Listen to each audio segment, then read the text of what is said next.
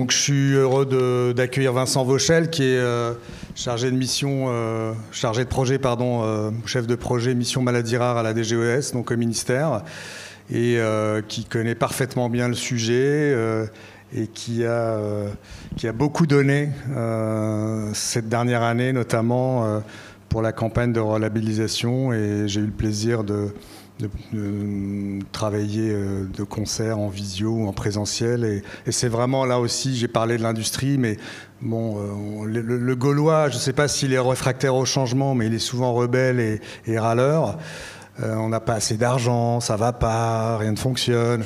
Mais franchement, voilà, dans toutes les institutions, qu'elles soient privées ou publiques, vous avez des gens de bonne volonté qui œuvrent dans un souci commun, et la labellisation et la structuration du réseau maladies rares en France, je peux vous dire que bon nombre de nos collègues anglo-saxons nous envient cette structuration, cette organisation qui donne lieu à la production scientifique de haut niveau. Donc merci beaucoup pour nous faire un update. Merci Marc pour cette introduction et ces gentils mots. On va reparler de la labellisation dans ma présentation, mais aussi pas mal de la transition qu'on est en train de vivre, parce qu'on arrive au bout du 3e plan maladies rares, et on est en train de voir comment construire le futur plan maladies rares. Alors, je ne sais pas, mais il n'y a pas mon diapo. Mais, ouais. Donc là, on meuble en fait. Mais je peux vous parler déjà du 3e plan maladies rares qui a été construit sur 2018-2023. Je vais le faire a cappella pour l'instant, le temps qu'on recharge les diapos. Il s'était donné plusieurs ambitions, ce plan. Il s'en est donné 5 en fait, autour évidemment de l'axe diagnostic, qui restera un axe majeur du plan, et du troisième comme du 4e. Et donc c'est évidemment un diagnostic qui doit être le plus rapide pour chacun d'entre nous. La deuxième ambition de ce plan, vous voyez, c'est marqué 2018-2022. On est sur une prolongation du plan, hein. Il est prolongé d'1 an, le temps de construire et surtout le temps d'évaluer ce 3e plan. Il est actuellement en cours d'évaluation par des hauts comités indépendants. C'est pas nous-mêmes qui l'évaluons, évidemment. Le deuxième objectif que s'était donné le PNMR 3, c'était l'innovation autour des traitements. Là aussi, un enjeu qui reste majeur. Le troisième objectif qui est autour de l'amélioration de la qualité de vie, du parcours de soins des patients et l'autonomie des personnes malades. Un 4e objectif qui est autour de la communication, de l'information, de la formation et des professionnels, mais également l'éducation thérapeutique des patients. On y reviendra. Le 3e plan a beaucoup porté de programmes en ce sens. Et puis une 5e ambition, Marc le disait un petit peu à travers son introduction, c'est autour des financements et de la modernisation des organisations. Et là aussi, il y a eu beaucoup d'actions majeures, je vais vous le montrer, du 3e plan. Sur comment on est construit, un peu pour vous faire un rapide tour d'horizon historique.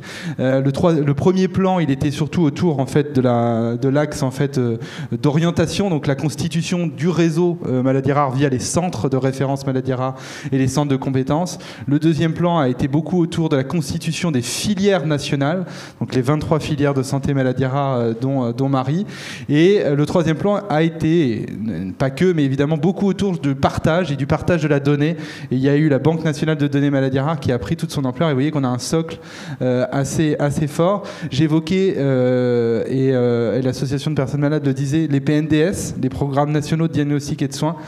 Il y avait une 50aine au début du 3e plan. Vous voyez qu'on en a recensé quasiment plus de 300 maintenant qui sont sur les maladies rares. Donc très utile évidemment pour les patients, mais également effectivement pour la médecine de ville et pour tous les référents maladies rares. Et puis pareil, ETP, il y avait assez peu d'éducation thérapeutique du patient maladies rares avant. Il y en a plus de 200 qu'on en a recensé et qu'on a même financé. Le PNMR 3, il est aujourd'hui construit autour de 11 axes. 11 axes qui sont d'ailleurs pas que côté ministère de la Santé, mais également portés ministère de la Recherche. Voilà, 55 actions qu'on porte par 2 ministères. Donc voilà, et vous pouvez retrouver d'ailleurs chaque année le rapport des filières. Il est complètement public sur le site du ministère de la Santé.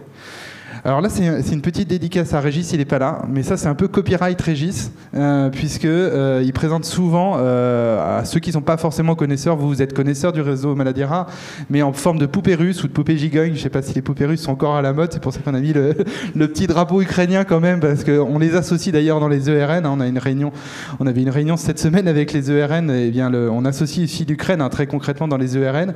Mais voilà, donc en tout cas Régis le présente comme ça, parce que c'est vrai que ça permet de bien montrer que, en fait, fait, un centre de compétences, si on part de la plus petite poupée, elle est forcément rattachée à un centre de référence, qui est forcément rattaché à une filière de santé maladie rare, qui elle-même est forcément dans un ERN. Donc en fait, c'est pour vous montrer qu'on est imbriqué à la fois de la proximité territoriale via les centres de compétences, avec les centres de référence pour leur expertise et puis la coordination du réseau, les filières au niveau national et les ERN. Et un peu pour répondre à la question qui était sur les plateformes d'expertise maladie rare, là on est sur une organisation, allez, si on caricature un peu pyramidale, ça le montre, les plateformes vont avoir une mission plutôt horizontale, territoriale, pour essayer de lier justement tous ces acteurs, de mettre du ciment entre tous les acteurs qui sont là, mais également évidemment avec les associations de personnes malades, avec la médecine de ville, avec le médico-social. Et donc ces plateformes maintenant, vous voyez, on en compte 19 sur le territoire, ça a été financé par le PNMR3, il y en a 19, donc chacune des régions françaises est couverte maintenant. Il y a eu 2 appels à projets qu'on a financés, on les finance à hauteur de 2,3 millions d'euros, vous voyez, et il y en a même 4 en Outre-mer qui étaient financés avant, et on a réussi à décrocher une enveloppe pour que dans le 4e plan, elles continuent d'être financées au moins à hauteur de 50% de ce qu'elles étaient. Elles doivent aussi aller chercher des financements ailleurs via les ARS, parce que vous voyez que peu ou prou, ça représente le territoire des agences régionales de santé. Donc voilà, maintenant on a ces plateformes. C'est vrai qu'elles sont assez récentes, donc elles ont aussi attissé des liens. Elles ont des missions un peu hétérogènes. L'appel à projet disait, mais c'était aussi pour couvrir des manques sur des territoires. Donc elles n'ont pas forcément la même mission. Si je prends la plateforme de Saclay, par exemple, à Paris, elle va être beaucoup axée sur la recherche et le soutien à la recherche. Une plateforme comme Prior, en Pays de la Loire, va être beaucoup axée sur le lien avec le médico-social et la ville. Voilà, et donc on a fait un peu un travail de tour d'horizon avec elles le 20 juin dernier. Les filières étaient invitées. Il y a eu une journée au ministère en présentiel où on a fait se rencontrer physiquement, si j'ose dire, les plateformes et les filières.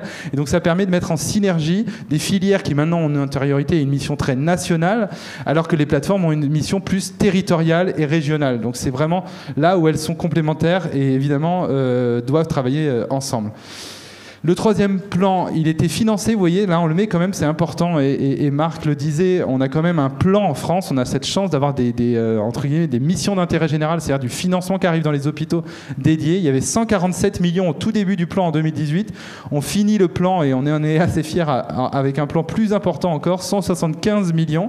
Pourquoi ? Alors des choses qui sont intervenues au niveau de la santé, le Ségur de la santé a été intégré aussi au MIG, maladies rares, c'est des revalorisations salariales, parce que il y a pas mal évidemment de recrutements liés à ces MIG, l'intégration aussi de la revalorisation du point d'indice des fonctionnaires, mais là où on est un petit peu fiers, c'est qu'on a décroché avec Anne-Sophie Lapointe 10 millions d'euros en fait de plus, inscrits vraiment dur dans notre plan pour la prolongation d'1 an du plan et surtout construire le futur plan. Donc déjà on a décroché ça et vous verrez que tout à l'heure on va devoir aller chercher avec les dents d'autres millions d'euros bien plus importants liés à la relabellisation, mais j'en parlerai. Parce que vous voyez que c'est 175 millions d'euros, la plupart de l'argent est dédié au centre de référence, c'est bien normal, 134 millions d'euros, et je vous ai mis quand même un focus 8,5 millions pour les centres de référence maladies rares de Marie aujourd'hui, c'est-à-dire au périmètre de l'ancienne labellisation. On va voir tout à l'heure que vous avez gagné des centres constitutifs, donc cette enveloppe devrait augmenter si on est suivi dans nos arbitrages.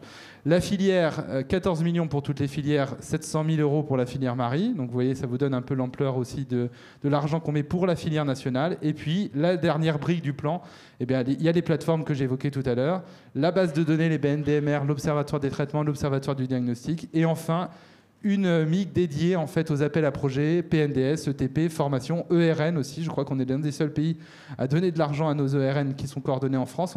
On en coordonne un tiers sur les 24. Voilà, vous le savez sûrement. Et des outils de réunion de concertation pluridisciplinaire. Donc voilà, c'est pour vous dire qu'il y a de l'argent et on espère qu'il y en aura encore plus pour le 4e plan. Ça, c'est juste un petit focus pour vous dire aussi que dans les 10 millions, on a souhaité en fait donner déjà 5 millions dès le début d'année à l'ensemble des filières pour continuer à soutenir des PNDS. Vous avez des nouveaux centres qui sont apparus, donc sans doute des PNDS qui vont apparaître, les programmes d'éducation thérapeutique et les outils de RCP. Donc on a donné un peu plus de 300 000 euros à la filière Marie. C'est important aussi de continuer à soutenir en 2023. Et là, c'est complètement à la main de la filière. alors que les autres appels à projets étaient pilotés par la DGES. Là, on s'est dit, dans la phase de transition PNMR3, 4e plan, c'est les filières qui vont piloter en interne et choisir un petit peu leur soutien PNDS, ETP. Et je sais que vous l'avez fait dans votre filière, puisqu'on a eu l'entretien avec la filière. Alors sur la labellisation, je vais pas revenir sur ce qu'a dit Marc, mais quand même, Marc avait été choisi par la filière Marie pour être un des cliniciens proposés dans un trio d'experts. Attendez, je vous remets la diapositive si j'arrive à la repasser. Sinon, c'est pas grave. Hop. Super. Donc voilà, un clinicien qui était proposé par les filières. Il y avait un trio à chaque fois avant la réunion du jury qui devait en fait étudier de manière très approfondie, et ça a été fait pour chacune des filières. Alors certains avaient une filière, certains avaient la chance d'en avoir deux, voilà, et ils étaient accompagnés de quelqu'un qui était plutôt sur la recherche, qui était proposé par le ministère de la Recherche, et un référent dans l'organisation des parcours de soins, plutôt administratif ou ARS, voilà, proposé par nous-mêmes. Donc ce trio a planché jusqu'en janvier, il nous a rendu les copies, les grilles d'évaluation en janvier, et ce trio a eu pour chacune des filières un entretien un peu dans un colloque singulier, un échange très clair, très franc avec l'animateur ou l'animatrice médicale de la filière. Donc ça, c'était entre décembre et janvier, donc en amont de la réunion du jury qui s'est réuni la dernière semaine de janvier, voilà, qui était composé de 10 membres, donc voilà, qui était, sauf pour une personne, mais c'est bien d'en avoir une aussi extérieure, connaisseur du monde maladie rare. Ça, c'est important de le dire, parce que je crois qu'il y a 5 ans, c'était un peu moins le cas. Là, le président, la vice-présidente étaient quand même des fins connaisseurs du milieu maladie rare, y compris la directrice d'hôpital qui a été nommée était quand même très portée recherche maladie rare. Pareil pour le représentant des ARS. On avait un doyen de fac. On avait donc 2 membres de haut comité. C'est les 2 hauts comités en fait qui vont évaluer le plan. Alors eux ne seront pas ces 2 membres dans l'évaluation, mais voilà, ces deux membres. C'était d'ailleurs la membre du Haut Conseil de la Santé publique qui était néonate, donc qui connaissait pas totalement les maladies rares, mais justement c'était un regard extérieur qui parfois était pertinent. Et puis on avait une représentante en l'occurrence d'associations de personnes malades, et on avait 2 animateurs de filière qui évidemment sont sortis quand le jury a étudié leur filière. Voilà, et c'était prévu dans l'appel à projet. Donc ils ont étudié les dossiers de centres d'abord financés dans un premier temps, et ils ont formulé pour certains d'entre eux des demandes de complément, des demandes un petit peu de précision. Et donc pour cela, ils ont eu les candidats 1 mois pour répondre à d'éventuelles demandes, et le jury s'est réuni une journée de nouveau en mars, et la décision finale du jury sur les centres financés a été prise fin mars, et un certain nombre de ces décisions ont été un peu donc challengés, on va dire, et donc ce que disait Marc, il y a certains qui ont pu être entre guillemets revus. Alors ils ont été revus à chaque fois par le président et la vice-présidente du jury, et la décision, comme c'était prévu dans l'appel à projet, elle est prise in fine par la DGOS, donc c'était par nous. Donc effectivement, on a été bien impliqués dans cette labellisation, et ces décisions sont remontées au plus haut niveau, puisque le cabinet du ministre de la Santé les a validées. Donc maintenant, on peut en parler librement, même si l'arrêté de labellisation, évidemment, sortira officiellement en septembre, puisqu'il y a les centres de compétences qui sont en train d'être revus dans ce calendrier. Juste pour vous donner, je crois que je vous l'avais montré l'an dernier, mais je remonte là, c'est pour vous donner l'ampleur du travail qui a été effectué. Il y avait 44% de demandes supplémentaires, hein, vous voyez, de centres financés. Si on additionne ce qu'on appelle les CRMR et les centres de ressources et de compétences pour 3 filières qui ont des CRC. Donc vous voyez, 677 dossiers à étudier. On voit que le nombre de centres de compétences évolue peu. On aurait pu imaginer qu'il baisse mécaniquement pratiquement de 200, parce que c'est beaucoup de centres de compétences qui ont demandé à être constitutifs. Mais on voit qu'il y a d'autres centres de compétences qui apparaissent, puisque c'est à peu près stable. Mais voilà. Et donc on va maintenant parler spécifiquement de la filière Marie, mais Marc l'a fait, donc j'en reparle rapidement. Vous n'aviez pas de changement entre guillemets de CRMR coordonnateur, donc vous restez sur vos 12 CRMR. Les constitutifs, vous aviez un peu plus de demandes, quand même 15 constitutifs nouveaux demandés, et in fine, donc effectivement, le résultat, c'est 6 nouveaux constitutifs labellisés. Vous les avez là, il y en a 2 pour le CEREDI, un à Lille et un à Nantes. Donc 2 pour le centre de référence des micro-angiopathies thrombotiques, un à Tours et un à Montpellier. Et enfin, 2 nouveaux ici également pour l'amylose à elle, donc à Saint-Louis, et à Toulouse pour le centre de référence des neutropénies chroniques. Voilà, donc félicitations évidemment à ces 6 nouveaux constitutifs qui ont été officiellement labellisés par le jury et in fine par la DGOS. Où est-ce qu'on en est en termes de calendrier? Donc on en est là, on est quasiment au mois de juillet, donc on peut insister sur ce point-là parce que les nouveaux, comme les anciens, vont devoir remplir pyramide. Ils vont avoir cette chance de remplir un rapport pyramide. Donc la date n'est pas officiellement connue, mais a priori ça devrait être autour du 10 juillet. Ça ouvre un petit peu plus tard, alors du fait de la labellisation sans doute, mais aussi parce qu'ils ont eu d'autres structures, la TIH, ils n'ont pas eu que les maladies rares à intégrer dans le rapport pyramide, donc voilà, ça a un petit peu traîné. Donc ce qu'on a milité, nous, côté mission maladies rares, c'est si ça ouvre début juillet, évidemment qu'on ne vous fasse pas un rendu tout début septembre, parce que ça veut dire que vous trimez pendant l'été, et c'est ce qu'on ne voulait pas forcément. Donc on va vous laisser tout le mois de septembre, évidemment, voire début octobre, pour que vous puissiez remplir pyramide, sachant que dans pyramide, et je vais insister sur ce point juste après, les données d'activité sont pré-remplies, c'est un peu comme avec les impôts, c'est-à-dire que c'est pré-rempli par rapport à ce que vous avez rempli dans Bamara. Donc les données de Bamara sont intégrées pour les données d'activité. J'en reparlerai tout à l'heure. On est en train de fiabiliser la liste des centres de compétences. Voilà, il y avait quasiment 1800 demandes de centres de compétences, donc en lien avec une file active qui devait être au moins de 25 patients. Et on regarde s'il n'y a pas, et il y a certains qui sont concernés, qui ont demandé des centres de compétences en fait en double dans des établissements. Donc voilà, on est en train de mettre au propre cette liste et on les fera valider d'ailleurs par les filières, et ce qui nous permettra en fait à la rentrée de l'été court jusqu'au 21 septembre, donc la validation des candidatures, et on prépare des courriers individuels à chaque candidate et à chaque candidat dans chaque établissement pour avoir un peu aussi là des remarques personnalisées qu'ont faites le jury. Le jury a pris le temps de formuler des remarques pour chacun des candidats, donc c'est aussi pour préparer. Parce que 5 ans, ça arrive vite, et notamment Marc le disait par rapport aux projets de recherche, ça a été souvent le motif de refus, c'est les projets en investigateur principal qui ont pêché pour les dossiers refusés. Ça se prépare dès maintenant en fait. Dès 5 ans, ça passe assez vite pour des projets de recherche, ça se construit dès maintenant. Donc voilà, donc c'est pour ça que le jury a insisté pour avoir des courriers individuels. Et last but not least, évidemment, la construction financière. Et donc là, on a priorisé une mesure nouvelle qui est de plus de 40 millions d'euros. C'est-à-dire en hauteur, on a plus 28% de centres financés in fine à aller chercher. Donc là, ça va se décider là au dernier trimestre. Donc on espère évidemment que les plus 28% vont se répercuter sur notre budget. On est classé en priorité 1, donc normalement les planètes sont alignées, mais ça se passe à l'Assemblée, ça se passe au PLFSS, donc voilà, évidemment, ça se finira par un vote à l'Assemblée nationale. On espère évidemment qu'on sera sur ce plus 28% des centres. Et enfin, dans ce calendrier, on financera donc les nouveaux centres, comme les anciens évidemment qui étaient déjà labellisés, mais donc les nouveaux commenceront à être financés dès l'année prochaine, donc en janvier 2024, donc avec application de la réforme de la part variable. Je vais vous en parler, c'est un peu technique, mais c'est important que vous l'ayez en tête. Et on espère lancer le plan le 29 février 2024, il y a un 29 février, le jour de la journée internationale des maladies rares. Voilà, donc pour vous donner un peu notre calendrier côté mission maladies rares. Je fais un petit peu de technique, mais je passe un peu vite. Mais c'est important que vous ayez en tête comment c'est construit en fait le financement des centres. C'est construit en fait avec une part fixe et une part variable. Part fixe, c'est ce qui est très important vis-à-vis des directions. C'est-à-dire que ça, les nouveaux centres notamment peuvent déjà communiquer. Cette slide, ils sont complètement. Nous, on est pour la transparence, donc et les directions sont au courant qu'il y a une part fixe. Donc forcément, à peu près 150 000 euros pour les sites coordonnateurs, modulable en fonction des sites constitutifs, voilà, mais au moins 150 000 euros quasiment, 120 000 euros pour les sites constitutifs à minima. Donc ces deux montants sont assurés, y compris pour les nouveaux centres, donc ça vous permet d'anticiper des recrutements, notamment pour les nouveaux labellisés, les nouveaux constitutifs labellisés.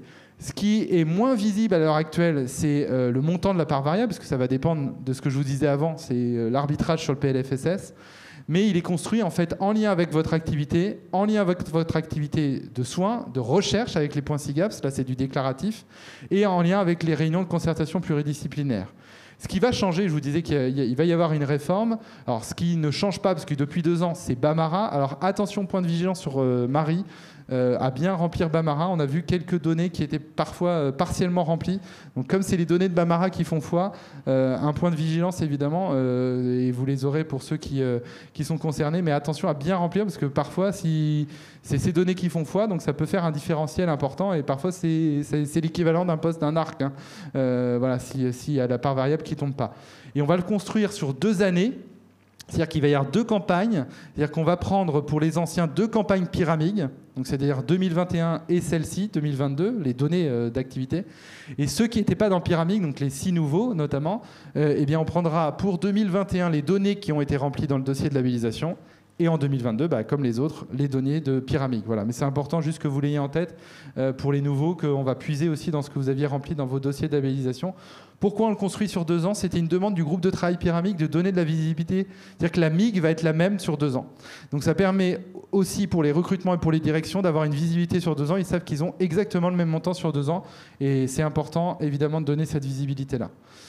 Voilà, et juste, et après j'aurai fini sur la partie financière, la partie qui change, vous voyez, avant on était sur 3 items. C'était la file active de patients, c'était les points SIGAP, c'était les RCP, et RCP c'était binaire, vous en faites pas.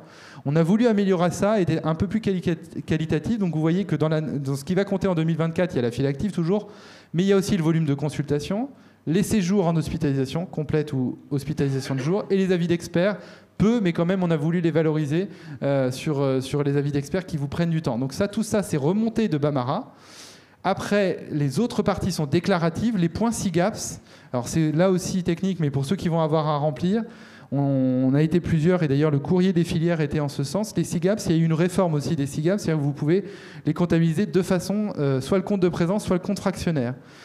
Et plusieurs acteurs maladies rares, dont les filières, ont dit mais le compte fractionnaire pour les maladies rares, c'est pas représentatif en fait du travail qui est effectué, puisqu'on est beaucoup évidemment à faire des travaux de publication qui sont en commun. Donc on va rester sur, c'est très important, notez-le bien, sur le compte de présence. La plateforme SIGAPS vous permet de compter toujours en compte de présence. Donc sur les 4 dernières années, vous aurez à compter les SIGAPS en compte de présence. Ça sera précisé dans la campagne pyramide. Évidemment, on remettra un petit texte. On le valorise aussi pour ceux qui coordonnent, à hauteur de 2%, mais quand même les diplômes universitaires, voilà, oui, non. Et les RCP, c'est plus binaire. Maintenant, c'est vraiment le volume de RCP qui est pris en compte. C'est le nombre de RCP national auquel vous participez et le nombre de RCP dont vous êtes l'organisateur, là, à hauteur de 10%. Donc voilà, donc vous voyez, l'enveloppe de la part variable sera un petit peu plus qualitative et plus complète. 10 juillet pour pyramide, fin septembre pour la clôture et mi-octobre pour la clôture partie direction. C'est le planning qui est en cours de validation, mais qui a priori sera celui-ci un mail. Vous aurez un mail évidemment de lancement. Pour ceux qui n'ont pas encore de compte pyramide, ce sera demandé notamment à vos DIM dans vos directions. Voilà, pour les 6 nouveaux notamment. Et je terminerai par là, c'est ce qu'on est en train de vivre actuellement, c'est la transition entre les 2 plans. Le PNMR3 est en cours d'évaluation. Il y a 5 ans, il avait été évalué aussi par ces 2 hauts comités, santé et recherche, mais ils avaient fait 2 rapports 10 juin. Avec Anne-Sophie, on s'est dit c'est dommage. Pourquoi faire 2 rapports disjoints alors qu'on pourrait en faire qu'un? Et puis il y a quand même un continuum des actions soins-recherche. Le soin alimente la recherche, la recherche évidemment alimente le soin. Et donc on leur a demandé, on les a un peu tordus par le bras, mais ils ont accepté parce qu'ils ont des méthodologies de travail différentes et c'est très intéressant. Mais de faire un rapport unique, donc aussi d'avoir une synthèse entre eux. Ils ont évidemment des entretiens qui sont différents, mais ils vont avoir un comité mixte qui va permettre de partager en fait leurs analyses et évidemment de partager cette évaluation.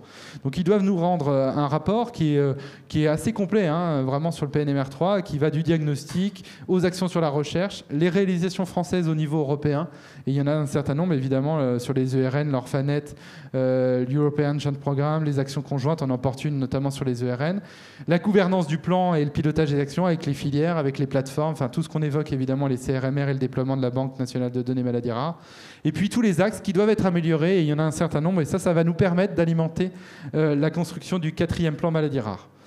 Voilà, donc en termes de calendrier sur cette évaluation, on les a saisis en octobre de l'année dernière. Ils réunissent les groupes de travail.